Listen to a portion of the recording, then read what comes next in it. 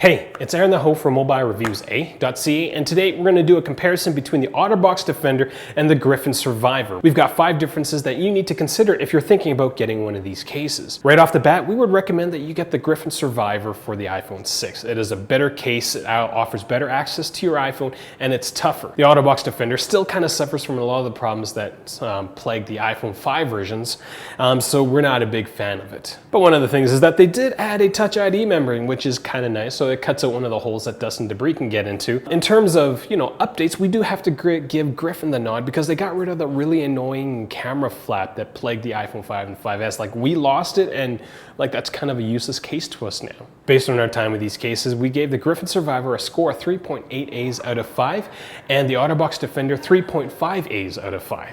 Real usage, real reviews. Mobilereviews-eh.ca. Now at Mobilereviews-eh, our reviews are actually based on real usage. So we spent enough time with each one of these cases to be very comfortable in rating them. So that means going to the gym with them, dropping them from the specified drop height, sometimes dropping them from 40 feet, which we did with the Otterbox Defender, and then watching it land face first on a gravel parking lot. And then after we do that, we rate the cases in the same manner using our rating scale. So we can easily do these comparison videos. I'm going to give you 5 differences. If you need more information, do check out the comparison table on our website. It's got everything that we've rated against the 9 different categories that we score against. You can find out how each one of these cases did. Difference number 1, the Griffin Survivor offers way better protection from dust and water, which is pretty important if you're working in a pretty dusty environment. Nothing is really exposed. The speakers are covered with these membranes, and all the hardware ports are covered by flaps. That's not the case for the Otterbox Defender because there are these cutouts for the camera, for the speakers, and half the headphone jack.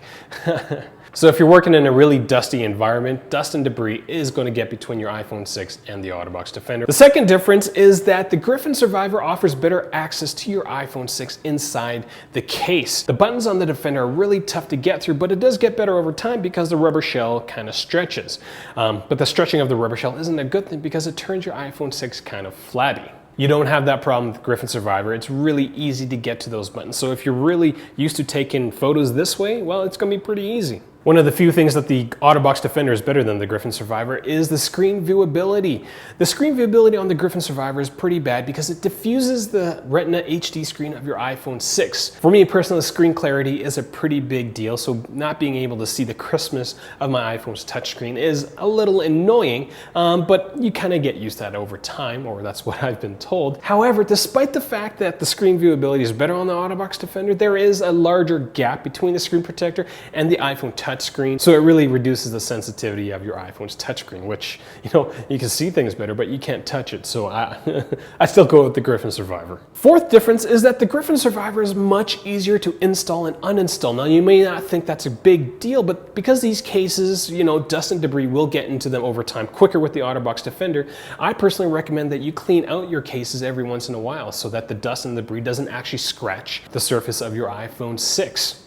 With the Otterbox Defender, you have to kind of find a way to unpack or unpeel or peel off the rubber shell, which gets kind of difficult. You can do it by pulling on the rubber ports, but over time the rubber ports get loose and you might actually tear it completely off. With the Griffin Survivor, all you have to do is pop off the screen protector and push the iPhone through the back of the case. Pretty easy. Now, before we get to the last difference, if you are considering getting one of these cases, do consider helping us out by going through to Amazon or to Otterbox or to Griffin.com through our website. We don't get paid to do any of these case comparisons. We didn't even get these cases for free, and our iPhone 6s aren't sponsored. So we put a lot of time and money into these case reviews. So if you want us to be around for the iPhone 7, do consider supporting us by going through our website. Now, the last difference deals with the case holders, the belt holsters or the clip holsters, or whatever you want to call them.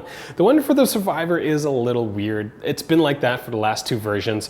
We do like the belt holster for the Otterbox Defender. So if you've been using the one for the Survivor, then you'll probably be okay with it. But if you are thinking that you can't put your iPhone 6 in your pocket anymore because it's so much larger than the iPhone 5, and you want to wear it on your belt, then get the Otterbox Defender.